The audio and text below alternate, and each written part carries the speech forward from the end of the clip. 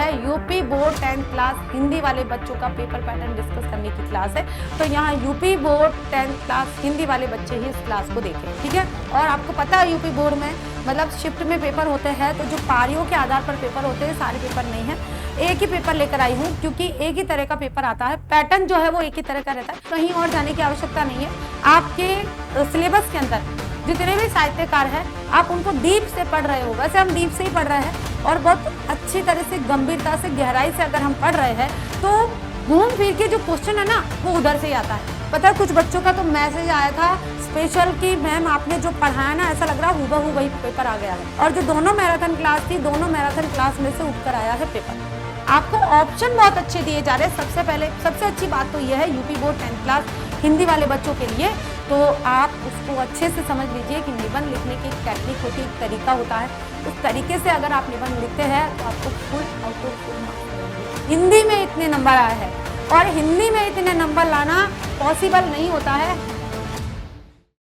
Hello student, नमस्ते, कैसे हो आप सभी। मैं न्यूबल सैनी आप सभी का बहुत बहुत स्वागत करती हूँ। तो हार्दिक अभिनंदन है आपकी इस नई क्लास में, नई जर्नी में, नई यात्रा में, और बहुत बड़ा दायित्व है आपके ऊपर कक्षा 10 को पास करने का। और ये दायित्व जो है केवल आपके ऊपर नहीं है, हम भी अपने ऊपर ले रहे हैं और इस दायित्व को बहुत अच्छी तरह से पूरा करें, इसलिए आज हम कुछ स्पेशल लेकर आए हैं। स्पेशल मतलब कि आपके एग्जाम में किस तरह का पेपर आने वाला है, ये सारी चीजें हम आज डिस्कस करेंगे। क्या क्या किस तरह से पढ़ना है, हमें एक पूरी रणनीति बनानी है, एक पूरा चार्ट बनाना है, उस अनुसार हमें यहाँ पर पढ़ाई करनी है। तो बहुत बहुत स्वागत है आपकी इस क्लास में, और ये बहुत ही नया प्लेटफॉर्म है, आप सबको पता है।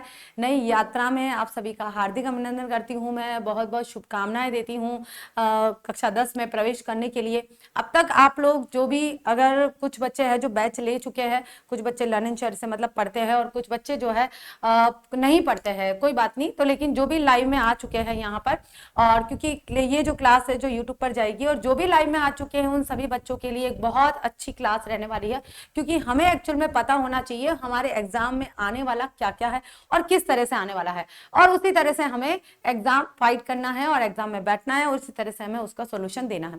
तो एग्जामिनेशन हॉल में जब पेपर आता है तो उससे पहले हमें यह पता होना चाहिए कि कौन से नंबर पे कौन सा क्वेश्चन आने वाला है। तो ये जो पेपर पैटर्न होता है, यानी कि प्रश्न पत्र का प्रारूप जो होता है, वो हमें बहुत अच्छी तरह से पता होना चाहिए, तभी हम एक पेपर को बहुत अच्छे से सॉल्व कर सकते हैं।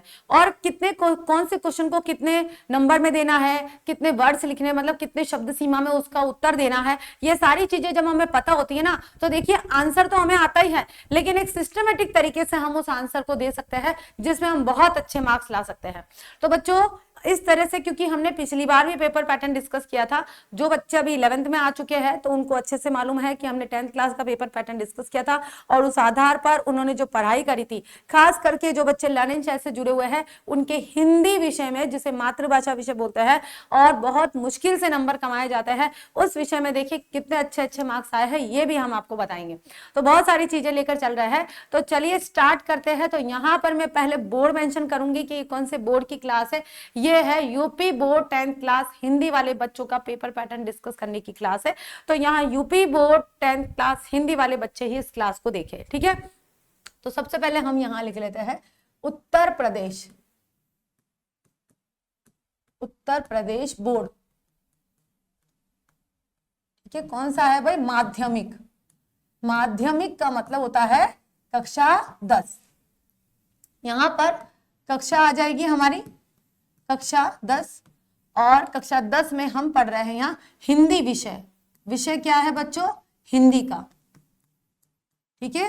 विषय क्या है? हिंदी। तो हम उत्तर प्रदेश बोर्ड माध्यमिक में कक्षा 10 का हिंदी विषय का प्रश्न पत्र प्रारूप पढ़ने वाले हैं। क्या पढ़ने वाले हैं भाई? प्रश्न पत्र प्रारूप, ठीक है। प्रारूप का मतलब होता है बच्चों पैटर्न, कि किस तरह से पेपर आने वाला है और उस तरह से हम इस क्वेश्चन पेपर को करने वाले हैं, ठीक है।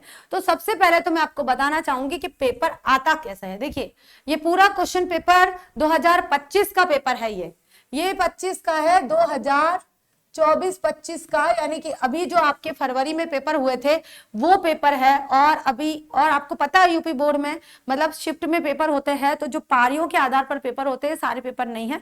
एक ही पेपर लेकर आई हूं, क्योंकि एक ही तरह का पेपर आता है, पैटर्न जो है वो एक ही तरह का रहता है, क्वेश्चन जरूर चेंज हो जाते हैं, तो उससे हमें कोई लेना देना नहीं, क्योंकि हम तो सारा पढ़ने वाले हैं। ठीक है, तो देखिए बच्चों, यहाँ पर खंड अ और खंड ब दो तरह का पेपर होता है। ये खंड अ आता है और खंड ब आता है।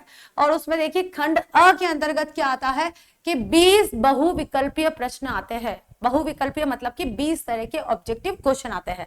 और ऑब्जेक्टिव क्वेश्चन जो होते हैं वो साहित्य आधारित होता है। और साहित्य आधारित में भी शुक्ल और शुक्लोत्तर युग के आधार पर, चाहे उनकी रचनाओं के आधार पर हो, चाहे कोई भी हो, ठीक है। शुक्ल युग यानी कि छायावाद युग जो है, और शुक्लोत्तर युग जिसे प्रगतिवादी युग भी कहा जाता है। तो शुक्ल युग यानी कि छायावाद युग और शुक्लोत्तर युग यानी कि प्रगतिवाद युग, इन दोनों युगों के बीच के अंदर, इन दोनों युगों के जितनी भी साहित्यकार है, उनकी रचनाओं के अंदर जितनी भी विधाएं है, वो सारी विधाएं सम्मिलित की जाएगी। साथ में पत्र पत्रिकाएं है, कुछ भी अगर उन्होंने स्पेशल किया है, वो सारी चीजें एमसीक्यूज के आधार पर पढ़ा जाएगा। और खास करके एक बात बता दूं मैं आपको, कहीं और जाने की आवश्यकता नहीं है। आपके सिलेबस के अंदर जितने भी साहित्यकार हैं, आप उनको डीप से पढ़ रहे हो। वैसे हम डीप से ही पढ़ रहे हैं, और बहुत अच्छी तरह से, गंभीरता से, गहराई से अगर हम पढ़ रहे हैं, तो घूम फिर के जो क्वेश्चन है ना, वो उधर से ही आता है।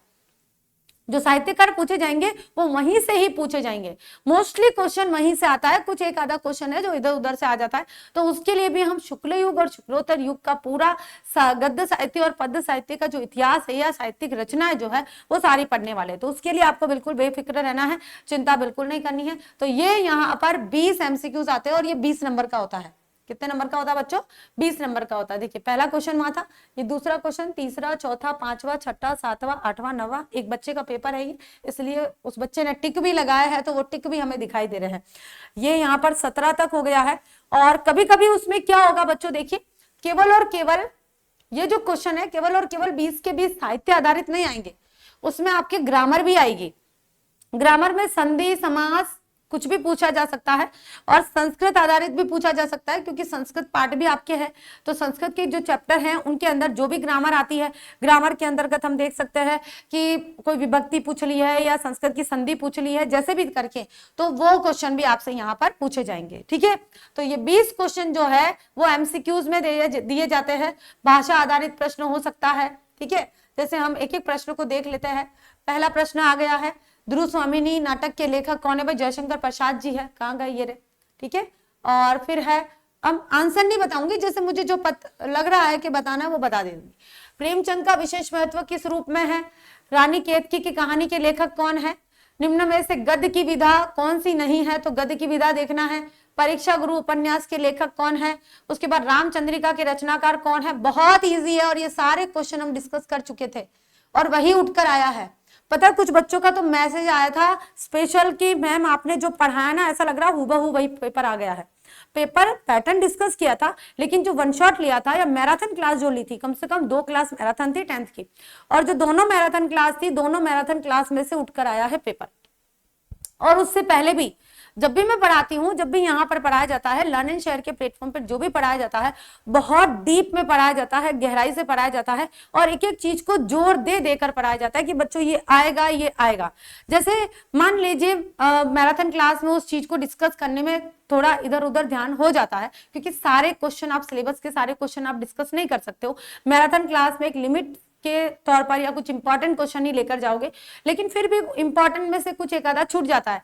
तो वो जब क्लास में पढ़ाते हैं हम लोग, उस समय उसको फोकस कर देते हैं कि बच्चों ये इंपॉर्टेंट है, इस पे फोकस करिएगा, उसको ध्यान रखिएगा। तो ये चीज भी बहुत मायने रखती है। तो बच्चों ने बहुत ज्यादा मतलब तारीफ की थी, बहुत ज्यादा प्रशंसा की थी कि केवल हिंदी नहीं, बाकी सारे सब्जेक्ट में भी जो भी पढ़ाया गया था उसमें से ही क्वेश्चन पेपर उठकर आया था।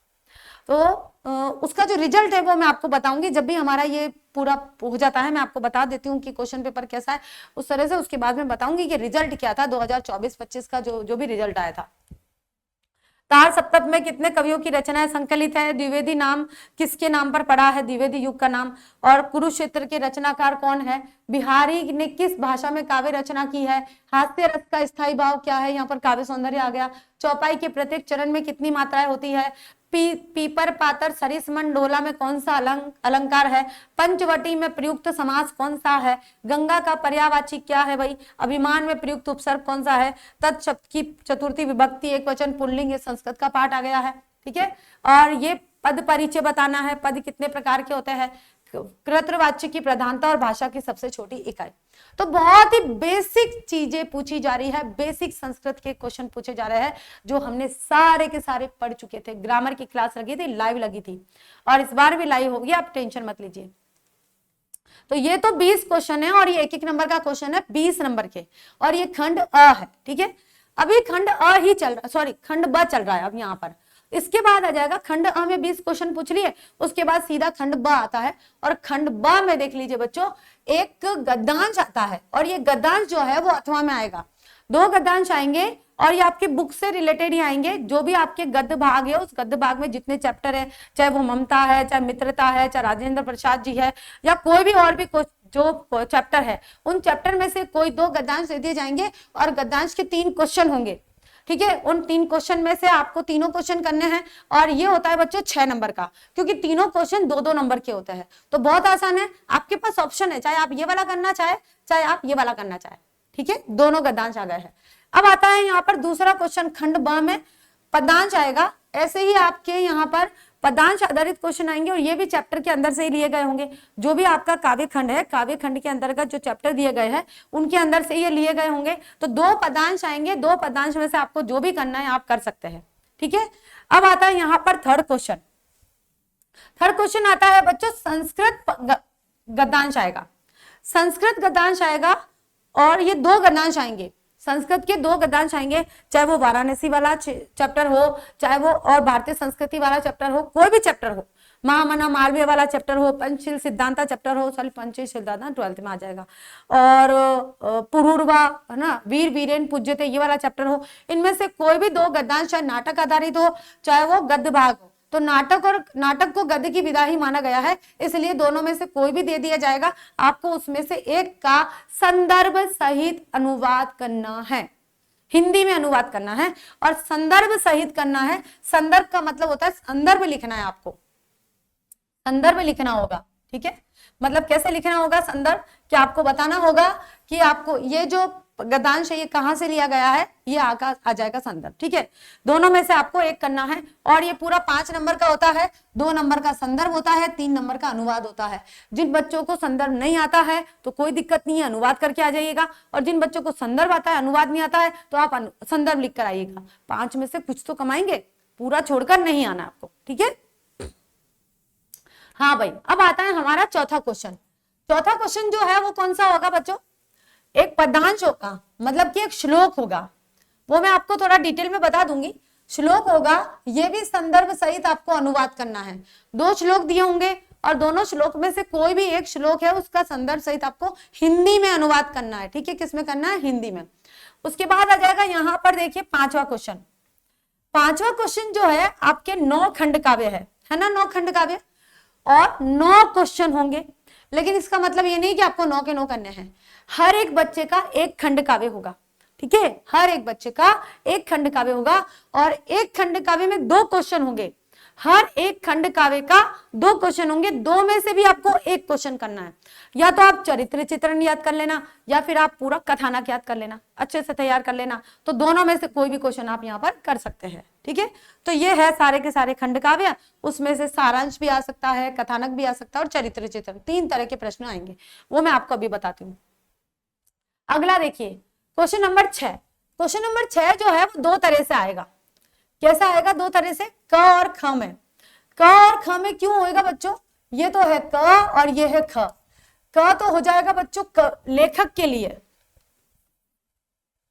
ये आ जाएगा लेखक, और ख आ जाएगा कवि, यानी कि लेखक का जीवन परिचय और कवि का जीवन परिचय दोनों आपको करने होंगे, और ये दोनों ही 5-5 नंबर के होंगे। उसमें से देखिए 3 नंबर का तो जीवन परिचय होगा, और 2 नंबर की उनकी रचनाएं होगी। एज इट इज कवि में भी होगा, 3 नंबर का उनका जीवन परिचय होगा, और 2 नंबर की उनकी रचनाएं होगी, यानी कि उनकी कृतियां होगी, ठीक है। तो दोनों क्वेश्चन में आपको 3-3 ऑप्शन दिए गए हैं, और इन 3-3 ऑप्शन में से आपको केवल एक करना है, ठीक है। तो ये भी बहुत ईजी हो जाएगा। आपको ऑप्शन बहुत अच्छे दिए जा रहे हैं। सबसे पहले सबसे अच्छी बात तो यह है UP board 10th class Hindi वाले बच्चों के लिए कि आपके पास ऑप्शन बहुत है, हर एक चीज में आपके पास ऑप्शन है। ऑप्शन नहीं है तो खंड अ में नहीं है, 20 के 20 क्वेश्चन अनिवार्य तौर पर किया जाता है, लेकिन खंड ब से ऑप्शन शुरू हो जाता है। ठीक है, अब आता है यहां पर क्वेश्चन नंबर 7। क्वेश्चन नंबर 7 में आपको क्या करना है, अपनी पाठ्य पुस्तक के संस्कृत खंड में से कोई एक श्लोक लिखना है। अब आपको क्या करना है बच्चों, देखिए 3 श्लोक याद करने। अब आप कहोगे कि मैम ऐसा क्यों कह रही है, तो मैं इसलिए कह रही हूं क्योंकि देख लीजिए, मान लीजिए यहां पर ये वाला जो क्वेश्चन है ये वाला, अब 2 श्लोक जो आपने याद करे थे वो दोनों आ गए। अब क्या करोगे, क्योंकि यहां पर क्या लिखा हुआ है कि अपनी पाठ्य पुस्तक के संस्कृत खंड से कंठस्थ कोई एक श्लोक लिखिए जो इस प्रश्न पत्र में न आया हो। अब दोनों श्लोक आपने याद करे हैं या एक श्लोक याद करा है वही आ गया, भाई अब क्या करोगे, सिर पे हाथ रख के बैठ जाओगे, है ना, मुश्किल हो गई। इसलिए कहूंगी 3 श्लोक याद करिएगा, कोई भी इजी याद कर लीजिए, और 3 में से अगर दो श्लोक क्वेश्चन पेपर में आ भी जाता है तो एक श्लोक तो बचेगा, तो वो हम लिख लेंगे। और कंठस्थ करिएगा बहुत अच्छी तरह से, उसको 10 बार लिखेगा तब आपको समझ में आएगा। क्वेश्चन नंबर 8 आएगा आपके पास, और ये आपके पास कोई ऑप्शन लेकर नहीं आएगा, सीधा सीधा आएगा, इसके अंदर कोई ऑप्शन नहीं होगा। अपने मोहल्ले की नालियों की समुचित सफाई के लिए नगर निगम के स्वास्थ्य अधिकारी को पत्र लिखिए, और ये औपचारिक पत्र है, तो या फिर ध्वनि प्रदूषण यंत्रों को रोकने के लिए, या लाउड स्पीकर जो होते हैं यो रोकने के लिए, या फिर पानी की आपूर्ति नहीं हो रही है या बिजली की आपूर्ति नहीं हो रही है, बोर्ड के एग्जाम चल रहे हैं और बिजली की कटौती की जा रही है, इस आधार पर आप जो प्रश्न प्रार्थना पत्र है वो लिख सकते हैं, और ये आपका आएगा 4 नंबर का, और श्लोक लिखना आपको 2 नंबर का आएगा। अगला चलिए क्वेश्चन नंबर 9। अब क्वेश्चन नंबर 9 में क्या होगा, देखिए बच्चों, आपके हिंदी में सब्जेक्टिव क्वेश्चन नहीं आएंगे। अगर सब्जेक्टिव क्वेश्चन जो सिंगल क्वेश्चन बनेगा वो गद्यांश आधारित और पद्यांश आधारित जो आएंगे ना, उसमें से ही अंदर से पूछ लिया जाएगा, तो 2 क्वेश्चन वो बन गए आपके। उसके बाद जो क्वेश्चन आंसर आएंगे ना, वो आपके संस्कृत में से आएंगे।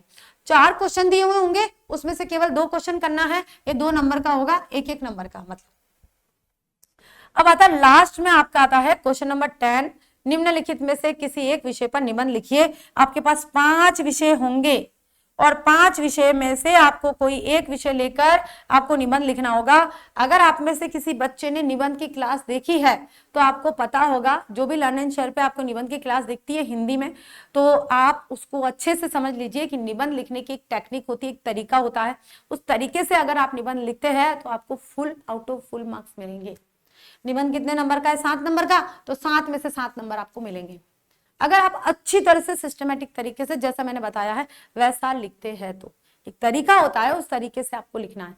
भूमिका बनानी है, यानी कि रूपरेखा बनानी है। रूपरेखा में आपको पूरा बनाना है। प्रस्तावना, जो भी आपका टॉपिक है उस टॉपिक से रिलेटेड 3 टॉपिक आ जाएंगे, मतलब 3 बिंदु आ जाएंगे, 3 से कम बिंदु नहीं होने चाहिए, और लास्ट में आ जाएगा उपसंहार। तो प्रस्तावना उपसंहार तो कंपलसरी है। उसके बीच में विषय वस्तु जो होती है, विषय विस्तार, उस विषय विस्तार में आप चाहो तो 3 पॉइंट लिख सकते हो, आप चाहो तो 4 पॉइंट लिख सकते हो, आप चाहो तो 5 पॉइंट लिख सकते हो, लेकिन 5 पॉइंट से कम का निबंध नहीं होना चाहिए। ठीक है, तो ये तो था बच्चों हमारा पेपर जो हमने 2025 का देखा है अभी, मतलब लेटेस्ट वाला जो पेपर है, और बहुत इजी पेपर है। इसको देख के ऐसा लगता है हर कोई बच्चा अगर शुरू से मेहनत कर रहा है ना, तो वो 100 में से 100 नंबर लेकर आ सकता है। 2023-24 के सेशन में भी 100 में से 100 नंबर आए थे, और 2024-25 के सेशन में भी बहुत से बच्चों के 100 में से 100 नंबर आए थे, लेकिन उन बच्चों की जो मार्क्स हैं हम ले नहीं पाए हैं। कई परिस्थितियां ऐसी हो गई, क्योंकि उन्होंने कमेंट तो किया, लेकिन उन्होंने ना, मतलब जब बताया गया था तब उन्होंने मतलब सही तरीके से ना उनको कोई रास्ता मिला, वो हमारे पास मार्क्स भेजने में असमर्थ रहे।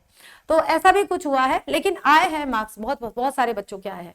तो चलिए यहाँ हम देख लेते हैं उन बच्चों के मार्क्स जिनके देखिए हिंदी में इतने नंबर आए हैं। और हिंदी में इतने नंबर लाना पॉसिबल नहीं होता है, हमारे जमाने में तो नहीं होता था, पुराने जमाने की बात करी। हिंदी में इतने मार्क्स नहीं आते थे क्योंकि मात्राओं के रूप में कट जाते थे, या हमें पता ही नहीं होता था कि पेपर किस तरह का आने वाला है, क्या क्या आने वाला है। इस तरह का अगर डिस्कशन पहले कर दिया जाता है कि आपको एग्जाम हॉल में बैठने से पहले आपका फर्स्ट क्वेश्चन इससे रिलेटेड होगा, सेकंड इससे रिलेटेड होगा, थर्ड में ये करना है, फोर्थ में ये करना है। जैसे अभी आप 2026 के पेपर में बैठोगे ना, तब आपको पता है कि मुझे कौन से नंबर के पेपर में क्या आंसर देना है, मतलब क्वेश्चन पेपर के अंदर कौन सा नंबर का जो क्वेश्चन है उसका आंसर मुझे क्या देना है। तो यह आपको पता है, तो फिर आप कैसे हार मान सकते हो। तो क्लास 10 हिंदी यूपी बोर्ड 2025 में देखिए गुंजन 99 नंबर आए थे उनके, और ये है बालाजी, उनके 97 आए थे, आयुष के 97 आए थे, काजल के 97, देख लीजिए रोल नंबर भी लिखे हुए हैं, आप चाहे तो रोल नंबर से आप चेक भी कर सकते हैं, ठीक है। और अंशिका के 96 आए थे, कुमारी के आए थे 95 मार्क्स। उसके बाद देखिए यहाँ पर अनुष्का के 95, रवि के 95 और रुद्रांश के 95, सचिन के 94, श्वेता के 94, अभिषेक के 93, अर्जुन के 93, प्रियांशु के 93, अंशिक के 92, विधि के 92, सुहेल के 92, सौम्या के 92, ठीक है। तो देखिए आप लोगों ने सौरभ के 92 मार्क्स, साइबा के 91 मार्क्स, दिव्यांशु के 91, अवंतिका के 91, खुशी के 91, शुभम के 90, निशा के 90। तो देखिए बच्चों 90 से कम आपको लग रहा है क्या यहाँ पर? और भी बहुत सारे ढेर सारे बच्चे हैं, तो इतने सारी स्लाइड्स और इतने सारे अगर मैं नंबर बोलती जाऊंगी तो मुझे जो टाइम दिया है ना वो टाइम शॉर्ट पड़ जाएगा। मुझे जो बताना है कि मैं जिस काम के लिए यहाँ पर आज हाजिर हुई हूँ और आप लोगों से बात कर रही हूँ वो काम रह जाएगा अगर मैं सारे नंबर लेकर बैठ गई तो ये भी 97, 99, 98 भी और 100 आउट ऑफ 100 भी आए हैं, लेकिन उनके रोल नंबर और उनका नाम जो है वो नहीं पहुंच पाया है। बहुत सारे बच्चों के आए हैं। यूपी बोर्ड के लिए बात कर रही हूँ मैं, UP board 10th class Hindi का बहुत अच्छा पेपर आया था और बच्चे मतलब पेपर देने के बाद में ऐसे डाउट ग्रुप बनने लगे, मैम जो बताया था वही आया था, मैम वैसा ही पेपर आया था, मैम जो हमने कल पढ़ा था वही आया था। और देखिए जो मैराथन होती है ना वो जस्ट एग्जाम के एक दिन पहले ही होती है। ऐसा नहीं है कि 2-3 दिन पहले हो गई और बच्चा भूल जाए, ऐसा नहीं, एक दिन पहले ही होती है ताकि लेटेस्ट हमने जो पढ़ा है वही जाके हम छाप कर आ जाए, ऐसा होता है वहां। तो चलिए अब मैं बताती हूँ आपको एक अच्छी तरह से, ये तो हमने पेपर देखा था, अब मैं आपको बताना चाहूंगी यहाँ पर कि हमें क्वेश्चन पेपर में क्या क्या आएगा। मैं लिखकर बताऊंगी तो शायद आपको ज्यादा आसान रहेगा, क्वेश्चन पेपर से शायद आपको ज्यादा समझ में नहीं आए। एक फॉर्मेट है, एक प्रारूप है, उस प्रारूप को हमें फॉलो करना है कि यहाँ पर फर्स्ट क्वेश्चन में ये आएगा, ठीक है। तो हम कर रहे हैं यहाँ पर प्रश्न पत्र प्रारूप, ठीक है। तो देखिए ये होता है यहाँ पर, देखिए जो UP board 10th class Hindi है उसमें 70 नंबर का पेपर आता है। अंक जो है वो कितने नंबर के होते हैं? 70 नंबर का। तो 70 नंबर का पेपर आता है, उसमें 70 नंबर को जो डिवाइड कर रखा है, और ये होता है बच्चों खंड, 2 खंडों में विभक्त होता है। एक तो होता है अ खंड और दूसरा होता है ब खंड,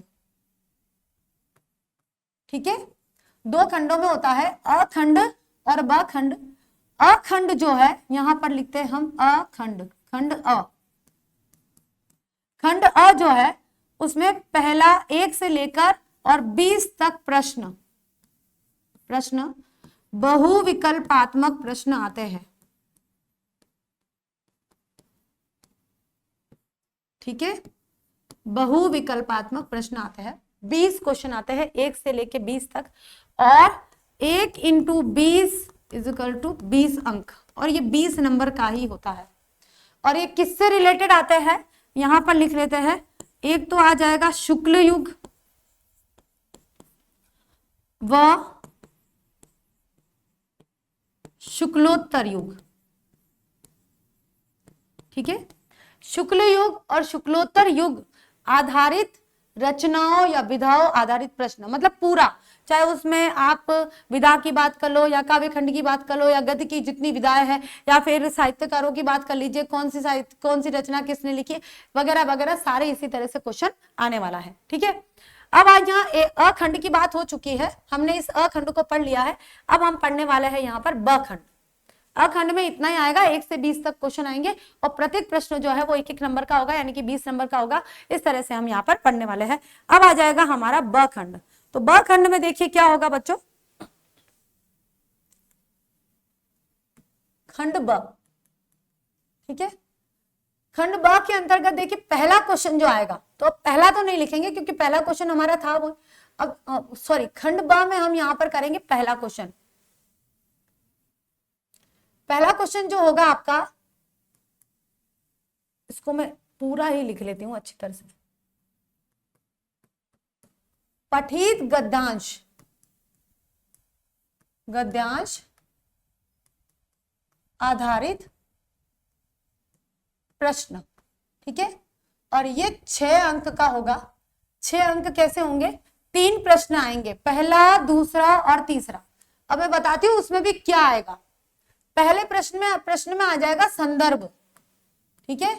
पहले प्रश्न में संदर्भ पूछा जाएगा और संदर्भ के अंतर्गत बच्चों, संदर्भ के अंतर्गत क्या पूछा जाता है कि प्रस्तुत गद्यांश हमारी पाठ्य पुस्तक हिंदी के काव्य खंड के इस पाठ से लिया गया है और इसके जो कवि है वो ये है, ये आपका एड्रेस है, ये आपको लिखना होगा, ठीक है।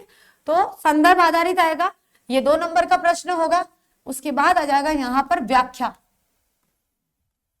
और व्याख्या जो है वो पठित गद्यांश की रेखांकित की हुई होगी, उस आधार पर प्रश्न आएगा। तो आपको यहाँ पर व्याख्या करनी है, जो भी रेखांकित अंश है उसकी आपको व्याख्या करनी होगी। और तीसरा प्रश्न जो है गद्यांश आधारित आएगा, गद्यांश की विषय वस्तु आधारित, विषय वस्तु आधारित, मतलब इसे आप कहोगे सब्जेक्टिव क्वेश्चन, ठीक है। सब्जेक्टिव क्वेश्चन कहोगे। ये एक क्वेश्चन जो है गद्यांश की विषय वस्तु, गद्यांश के अंदर क्या बताया है उससे संबंधित पूछा जाएगा। बाकी 2 क्वेश्चन तो फिक्स है, ये तो पक्का आने वाले हैं। ये क्वेश्चन कुछ भी पूछा जा सकता है, इसके लिए मैं आपको कोई गारंटी नहीं दूंगी। तो ये पूरा 6 नंबर का हो गया। इसी तरह से 2 गद्यांश आएंगे और दोनों में से आपको एक करना है, इसलिए मैं यहां लिख लेती हूं सविकल्प। सविकल्प यानी कि विकल्प के साथ आएगा, 2 गद्यांश आएंगे।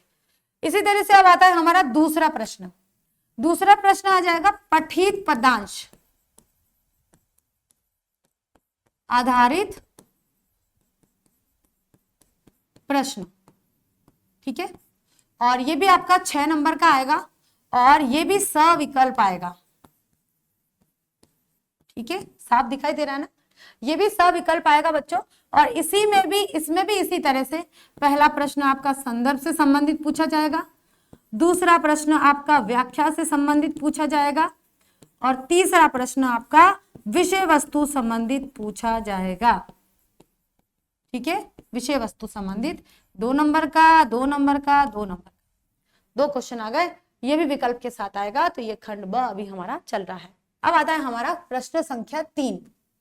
प्रश्न संख्या 3 में क्या आएगा? संस्कृत गद्यांश, और ये भी पठित, बुक में से ही आएगा, पठित लिखना जरूरी है, ठीक है, क्योंकि कुछ बच्चे जो है वो कंफ्यूज हो जाएंगे। पठित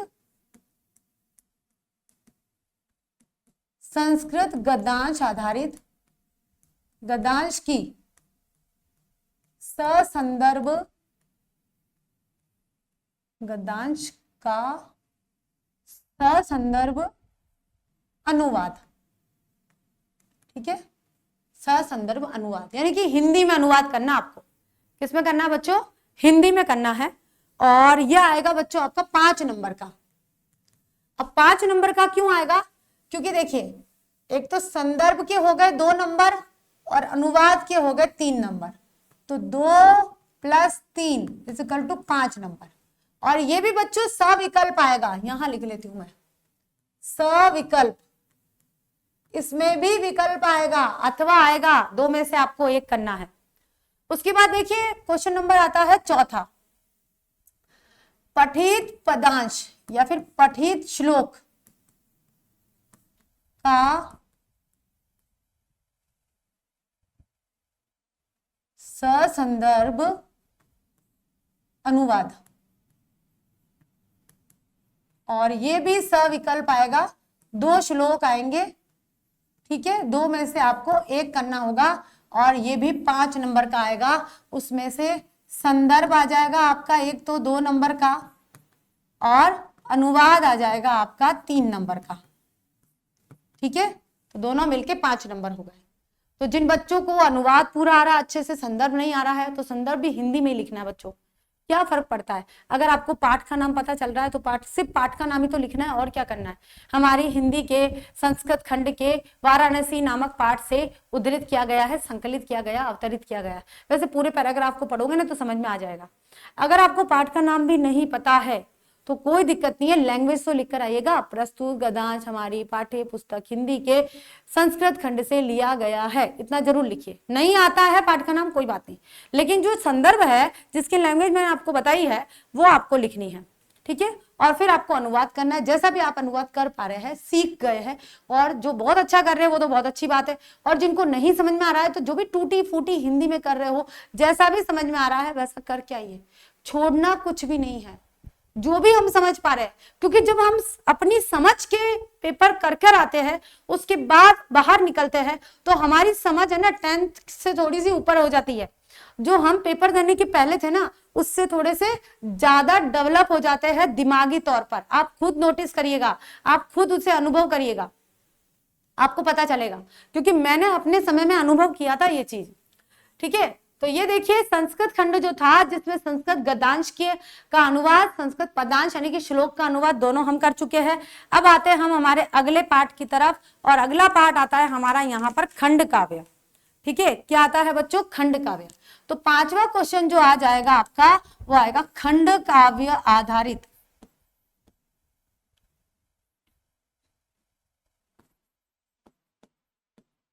खंड काव्य आधारित प्रश्न। और ये प्रश्न, और ये कितने नंबर का होता है बच्चों? 3 नंबर का, और सविकल्प होता है। इसमें थोड़ा सा मुझे आपको बताना पड़ेगा, हर एक यूपी बोर्ड में डिस्ट्रिक्ट डिवाइड है। यूपी बोर्ड मतलब यूपी उत्तर प्रदेश जो है अलग अलग जिलों में बटा हुआ है, और जो अलग अलग जिले हैं उनमें ये खंड काव्य बटे हुए हैं, और हर खंड काव्य एक बच्चे का एक ही खंड काव्य है, चाहे वो मुक्ति दूत हो या अग्र पूजा हो या फिर जय सुभाष हो, कोई भी हो, ठीक है, कोई भी हो, जवाहर ज्योति हो, ज्योति जवाहर हो, कोई भी हो, उनमें से सब में एक एक खंड काव्य जो है डिस्ट्रिक्ट वाइज बटा हुआ है। तो जो जिस जिले में रहता है उस जिले के अनुसार मैंने खंड काव्य पढ़ाए हुए हैं। अगर आपके पास पहले क्लासेस आ जाती है तो आपको पता चल जाएगा कौन कौन से बच्चों को कौन सा खंड काव्य पढ़ना है।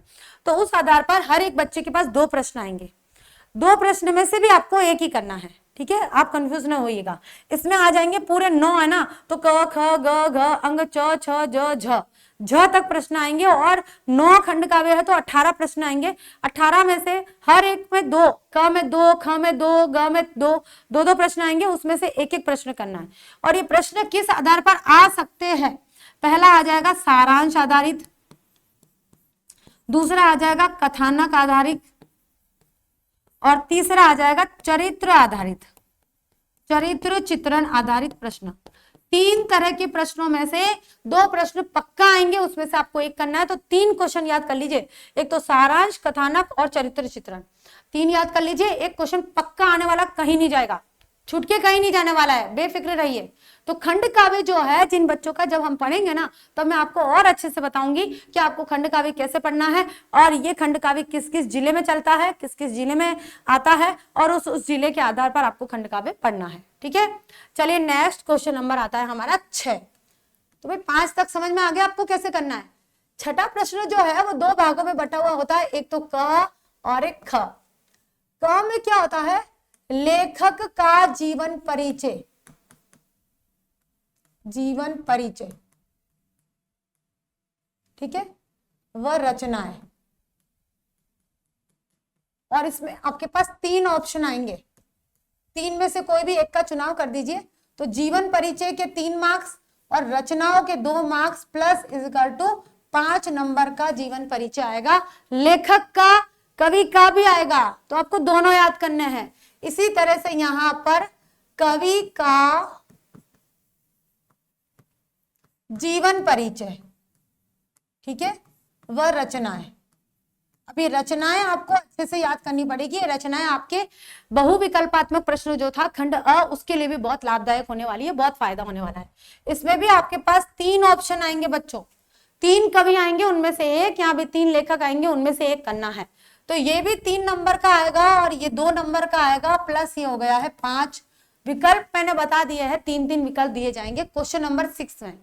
क्वेश्चन नंबर 6 10 नंबर का होता है, क और ख। क 5 नंबर का, ख 5 नंबर का, क लेखक आ गया है और ख कवि आ गए हैं, ठीक है। अब चलिए बच्चों चलते हैं हम हमारे क्वेश्चन नंबर 7 की तरफ। क्वेश्चन नंबर 7 क्या था?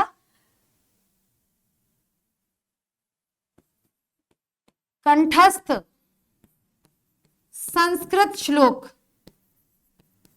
ठीक है, जो इस प्रश्न पत्र में नहीं होना चाहिए। कोई भी एक श्लोक आपको याद करना है, जो उस प्रश्न पत्र में नहीं हो वो श्लोक आपको लिखना होगा, और ये 2 नंबर का होगा, इसमें कोई ऑप्शन होते ही नहीं है। अगला आ जाता है क्वेश्चन नंबर 8। एक पत्र आएगा आपके पास, औपचारिक पत्र आएगा ये, ठीक है। औपचारिक पत्र में देखिए शिकायती पत्र आ सकता है, शिकायती ही आप याद करिएगा ढंग से। और शिकायती पत्र, आवेदन पत्र जो है वो 12th में आता है, ठीक है। शिकायती पत्र आएगा, शिकायती में मोहल्ले की नालियों की सफाई या ध्वनि विस्तारक यंत्रों का जो प्रयोग हो रहा है वो, या बिजली की कटौती संबंधी जो भी है वो पत्र आपका आएगा, ठीक है। तो ये एक औपचारिक पत्र है, ये क्वेश्चन नंबर 8 में आएगा। किसमें आएगा बच्चों? क्वेश्चन नंबर 8 में। तो 6, 7 और 8 तीनों हो गए हैं। और ये जो क्वेश्चन पेपर, ये प्रश्न जो है आपका 4 अंक का आएगा। कितने नंबर का आएगा? 4 नंबर का। अब बच्चों देखिए आता है क्वेश्चन नंबर 9। क्वेश्चन नंबर 9 में क्या आएगा? संस्कृत, 2 संस्कृत प्रश्नों के उत्तर,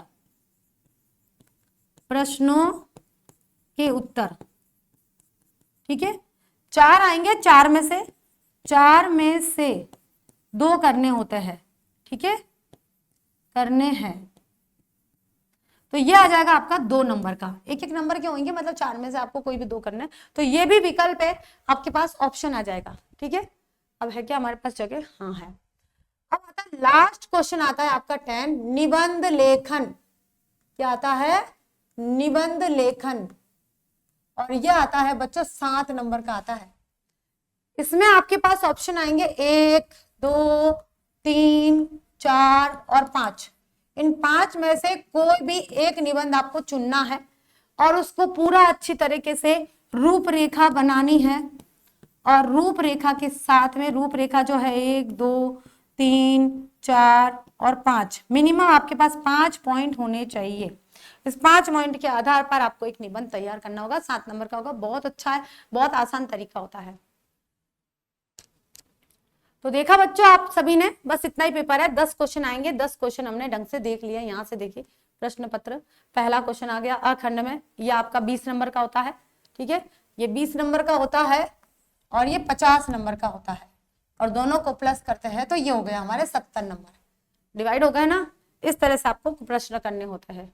बहुत अच्छी तरह से बता दिया मैंने आपको। यहाँ से अगर आप इस तरह से पढ़ाई कर रहे हो तो आपका 100 आउट ऑफ 100, 100 में से 100 नंबर लाने का जो सपना है हिंदी में, वो पूरा हो जाएगा। और हिंदी में अगर आप 100 में से 100 नंबर ला रहे हो, मतलब लैंग्वेज हमारी मातृभाषा के आधार पर अगर हम पूरे में से पूरे मार्क्स लाते हैं ना, 95 प्लस भी लाते हैं, 95 से ज्यादा नंबर लेकर आते हैं, तो हमारे परसेंटेज एकदम जंप कर सकते हैं। बहुत सारे बच्चों के देखिए मातृभाषा में इतने अच्छे नंबर आए हैं, अगर अदर सब्जेक्ट में कम आए तो मातृभाषा के आधार पर उनके जो परसेंटेज है एकदम जंप करे। बहुत सारे बच्चों के ऐसा हुआ है, आप देखिएगा। तो फाइनली बच्चों आज इतना ही। तो कैसा लगा पेपर पैटर्न पढ़ के? क्या इस तरह से तैयारी करेंगे तो हमारी जो रणनीति है वो सफल होगी? हमने जो पूरे मतलब अच्छे परसेंटेज बनाने के लिए, अच्छे मार्क्स लाने के लिए जो भी योजना बनाई है वो पूरी होने वाली है, ठीक है। तो आज इतना ही बच्चों, फिर मिलते हैं नई क्लास में और नए तरीके से, ठीक है। Thank you so much.